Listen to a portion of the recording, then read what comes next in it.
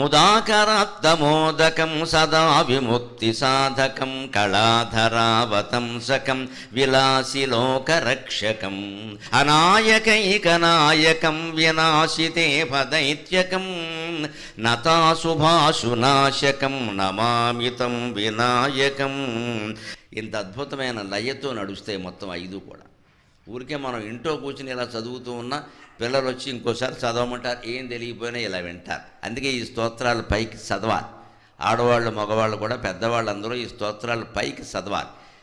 పిల్లలు వింటారు ఖచ్చితంగా, వాళ్ళ పనిలో వాళ్ళు ఉంటారు, కానీ లయ ఎప్పుడూ పిల్లల్ని ఆకర్షిస్తుంది. ఇప్పటికీ యువకులు కూడా మ్యూజిక్ కనపడితే డ్యాన్స్ చేయట్లే, అంతే. అదంటే వాడికి ఏదో అదే మనం అలా చదువుతూ ఉంటే వాడు ఏ పనిలో ఉన్నా ఆడుకుంటూ ఉన్నా ఏం చేసినా అంటాడు. ఇలా అలా కొంతకాలానికి మనస్సుకు పడుతుంది. పూర్వకాలం తల్లులందరూ వంట చేస్తూ కూడా ఇలాగే పాటలు పాడుతూ పిల్లల్ని భక్తి మార్గంలో తీర్చిదిద్దారు.